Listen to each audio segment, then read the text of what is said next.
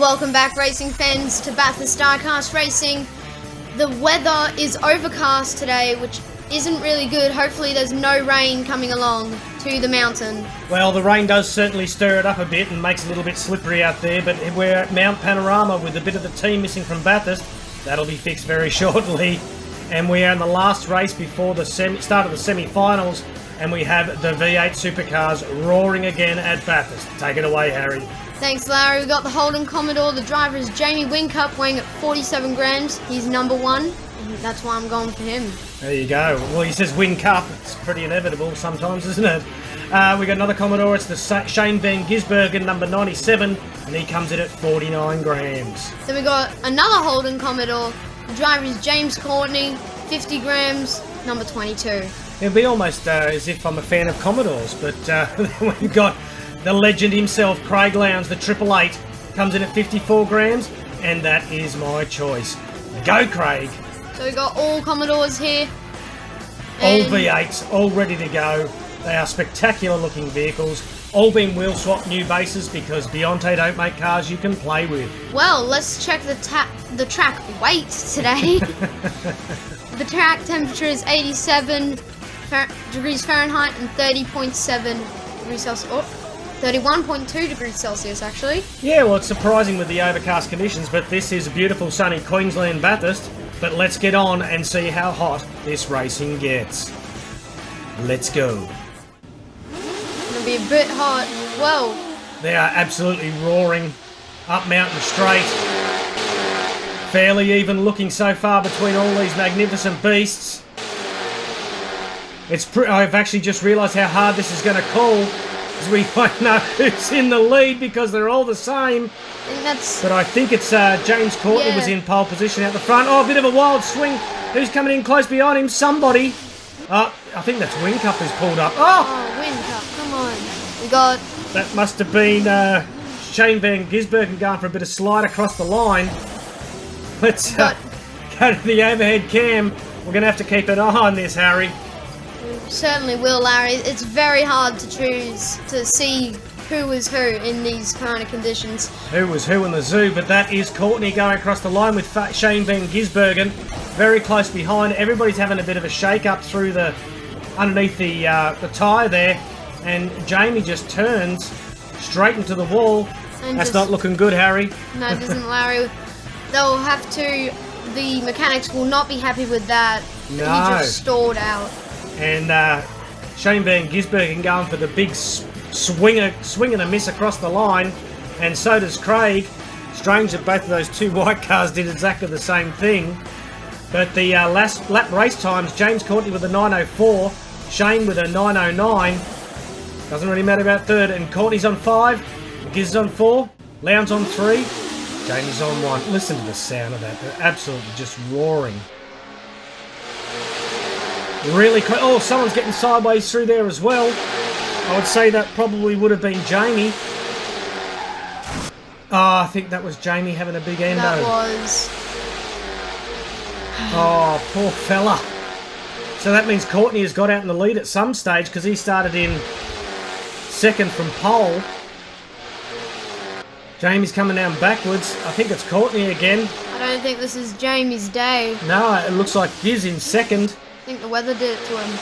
And Craig in third, I think. I think 97, car number 97 came in third place, I think. Oh, we'll have to have a look through the replay. Gee, this is hard, isn't it, Larry? It's not the easiest thing in the world to call. But the points don't lie, and I guess that's the secret behind everything. The points will tell us, and so will the replays. That is Jamie getting sideways, completely tank slapping. Craig's there in fourth, so it must be number 97. Oh, there goes Jamie right up. Oh, mounts the guardrail. But the most important thing is it's Courtney across the line, and it looks like it was Craig in second. No, it was Shane Van Gisbergen, so a 9:27 for Courtney. Courtney just got 10 points. The Giz has 8. Lowndes with 6. They've all finished in the same positions. Thanks, Larry. Well, someone slid out. It's a Commodore, so I know I'm right about that.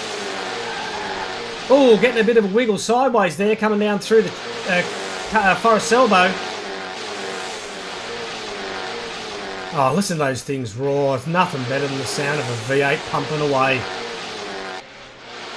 And it looks like... Oh! That was Courtney up on two wheels, getting slammed by Whincup. Who gets the third place? And it's Jamie Whincup with third. Right, I'd have to say it's either Lowndes or Shane Van Gisbergen who made across the line there. Come on, Lounsey. Let's hope it's you. It's a mystery to everybody. So here we go for the replay. And that looks like... Who's spun around? That's Lounsey spinning around.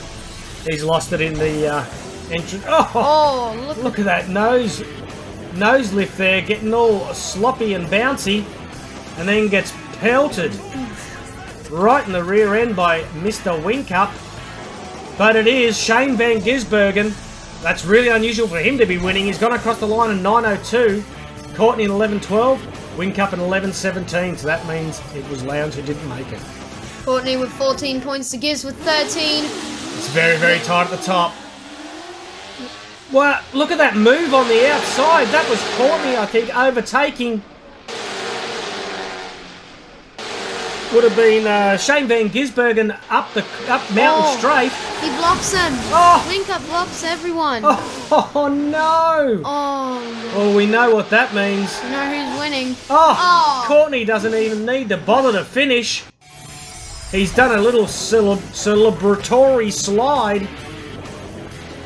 But what went wrong here was Jamie Whincup losing it in Forest Elbow. But check out this overtake by Courtney. He must have sensed something was going to be wrong right up Mountain Straight and overtakes. Look at him up the inside there on the outside lanes. Him at that moment is like something bad's going to happen. I just need to go. That was just spectacular. The pace in there, and it looks like it just throws Lounsey completely off.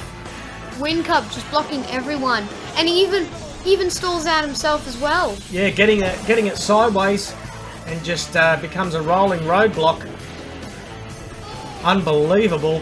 Unlucky for the three of them. Yes, they would be all rather disappointed. But here's Courtney getting all wild through the chase and does his little slide, says, I need to do no more. Well, it's Courtney for the win. Courtney with 17, Giz with 14. It doesn't really matter, and it's 9.02 seconds. The current race record is the Rally Special, still at 8.1 seconds. So that means the Holden Commodore V8 Supercar number 22 is moving on to the Race of Champions. That's absolutely spectacular. So congratulations to RC Recreation, Chris Hood, and Zelda Diecast Racing. Well done, gentlemen. So the you-choose for the finals will be coming soon. That's going to be absolutely marvellous. 2 cars per person.